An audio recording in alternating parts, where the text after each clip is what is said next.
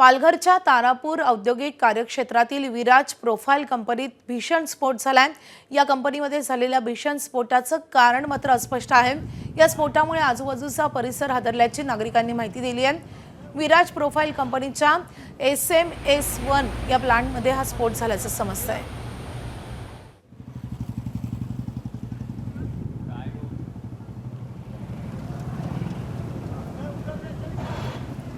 तर अतिशय भीषण असा स्फोट या परिसरात झालेला आहे। विराज कंपनीमध्ये झालेला हा स्फोट आहे। स्फोटामुळे आजूबाजूचा परिसर हादरल्याची माहिती मिळते।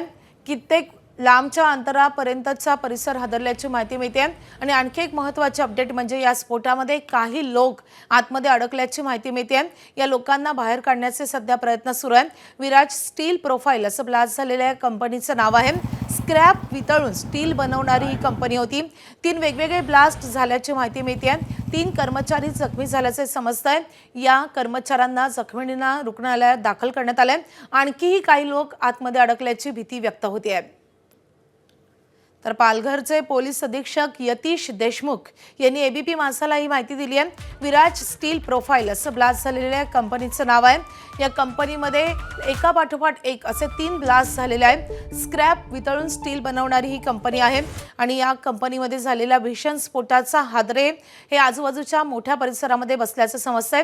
पहिली शिफ्टचे कर्मचारी यावेळी कार्यरत होते आणि 100 ते 150 कामगार यावेळी उपस्थित असल्याची माहिती समजते। यामध्ये 3 कामगार सध्या जखमी असल्याची माहिती मिळते। या कामगारांना रुग्णालयात उपचारासाठी हलवण्यात आलेलं आहे। आपले प्रतिनिधी संतोष पाटील सध्या आपल्या सोबत आहेत। संतोष, नेमके काय अपडेट मिळतात? आणखी काही जण अडकल्याची भीती व्यक्त होतीये। माधवी, साधारण आज म्हणजे फर्स्ट शिप सुरू होती आणि त्यावेळेस असा फर्नेस टँक जी असते ती बाहेर असते थोडीशी आणि ह्या टँकचा स्फोट झाल्याची प्राथमिक माहिती आपल्याला दिलेली आहे।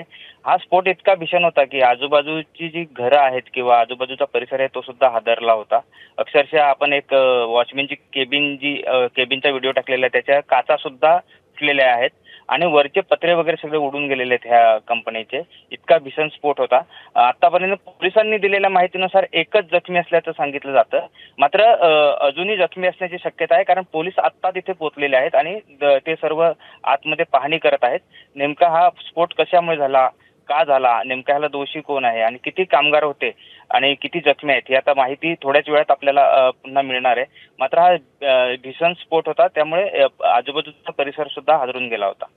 माधवी, संतोष, या संदर्भात महत्त्वाचे अपडेट जाणून घेत राहू। सध्या धन्यवाद या सगळ्या सविस्तर माहितीसाठी।